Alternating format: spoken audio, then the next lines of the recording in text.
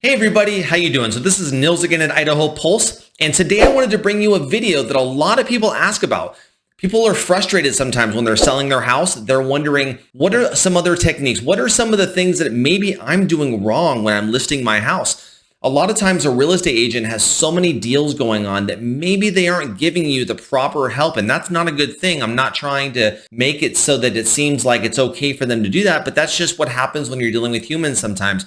And so what I wanted to do as a realtor, I wanted to give you some of my personal advice on 5 of the top things that people make mistakes on when they're listing their house. So if you're looking for videos on this, if you're looking for information, Googling stuff, chances are you're not super happy with your situation, or you're smart enough to look for stuff before you list, which is a good thing because you're trying to figure out what mistakes people have already made, and then maybe you won't make those mistakes. So if that's you, I applaud you for looking up the information first.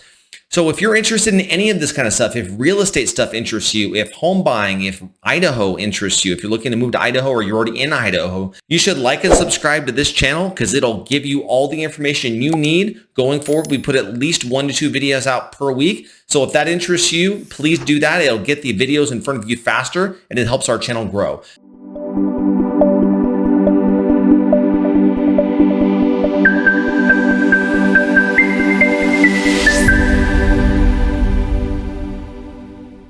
Okay, so what's the first thing? What's the first number one thing that I think that people do that's a mistake when they're listing their house for sale? Well, this one's going to seem obvious. I'm just going to get it out of the way. Overpricing the home. A lot of people, especially in this market that we're in right now, we're still in a seller's market. Don't get me wrong. We don't have 90 days worth of inventory laying around. The average place around where I live is between, 58 days and maybe 80 something days. That's kind of like the average in my area, depending on what place you're looking at. And so it's kind of bordering on what we would consider a balanced market. And so what that means when you're going into a balanced market is you're going to have to give and take. So it's kind of a game you're playing, right? As a seller, you're trying to say, okay, what's the most I can ask to keep people interested so they still want to come look at my house and maybe entertain an offer and throw something out, and we can go back and forth and come to a number that I really need to get out of the house. And so you don't want to shoot low because you're still going to get low offers. You don't want to shoot high because no one's going to come. So what do? You try to figure out the best price that you can price your house at to get people interested and still be in that range of possibilities that you're listing your house, and you get the amount of money that you really need. So a lot of people right now, because the market's kind of either trending downward or it's stagnant, you're going to want to price it at a certain price, and it may not be the price that you really should be pricing it at. And so finding a realtor that can help you figure out the proper amount to get people interested and still have some wiggle room, and that's the thing. So a lot of people are overpricing their house, and that's one of the biggest mistakes I think people make in this market right now when they're listing their house. All right, so number 2 on my list is not allowing enough access to the house while it's for sale. And the reason why this is a big deal is you have to get the buyers when they're interested. Buyers are people, and some people handle things differently than other people as far as emotionally. Some people get attached to something, but then if you reject them, they move on and they don't want to come back. A lot of agents are like that too. So if you're relying on your agent, for instance, to send you properties, the agent contacts you and tries to go through text message, phone calls, voicemails, and you aren't actively responsive as far as being able to say, hey, yeah, I can show it to you from 9 to 3 or that time frame or whatever it is, the buyer might move on. And so you don't want that. You want to be available. Treat this as a job. So when you're selling your house, think of it as a job. You have to make sure that you have the ability to have the house ready at all times, and you have to be able to be willing to show it. You can't have parties scheduled, events. You can't have the house messy 3 days out of the week and only clean it because you're too busy at work. You have to treat it like it's an extra job. So just put the effort in. The faster you get an offer on this house, the better, because people look at how long it's been on the market and then they smell blood in the water, and then it's even harder because now you're chasing your tail. Okay, so number 3 on my list is going to be failing to make the necessary repairs to get your house to a certain level. And this is important because everybody knows that there's houses that you've walked into, if you've ever looked for houses before, and you look around and you think to yourself in your head, what were these people thinking? They could have easily fixed this and this, especially coming from somebody who knows how to do things like me. I know how to fix things. I know how to repair things. I know how to build things.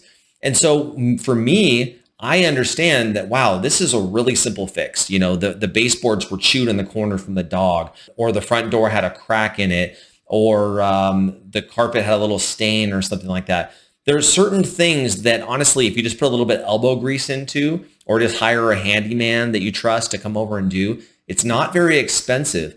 And there are the other kind of people other than me where they don't really know how to do things. And so coming from that perspective, you have to put yourself in the other person's shoes and say, well, what if somebody doesn't know how to do anything? They have no vision whatsoever. They don't want to fix her upper. They want to walk into a house. They want to unload their stuff and they want to move in and get done and get back to life.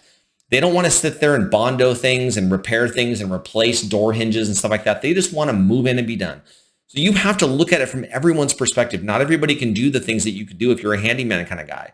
So what you got to do is you got to make the house presentable and move in ready for as many people as possible. So fix those small things. Get those small items that need to get repaired done, even if you're like, well, that's an easy fix. To somebody else, it might not be an easy fix. So make sure you do that before you list your house. All right, so number 4 on my list is going to be declutter your house. This is a huge mistake that a lot of people make. The problem is a lot of people get attached to their stuff and they get so used to seeing their stuff. And we're not talking about clutter like papers everywhere and stuff like that. That stuff's super, super obvious. We're talking about having too much stuff in your house. A lot of people like having things around. They like having trinkets and doodads and pictures everywhere and extra coffee tables and stuff like that. It might serve you well. It might work perfect for you personally. You might be used to it and that might be home for you. But you're trying to find a new home and you're trying to market your house. Think of it as marketing.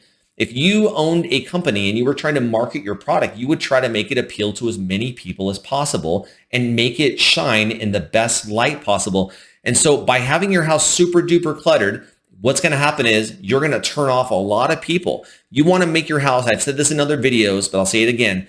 You need to make your house marketable to as many people and as wide of an audience as possible. And this is true for a lot of different industries, but especially in this industry, in real estate, because you're trying to find people to come to you to buy your property. And so pictures of your home and the way it's presented is the best way to market it. And so since you're putting pictures online, people might not even want to come take a look at it. So if they look at the pictures and they think, wow, that looks really small, that space looks really cramped.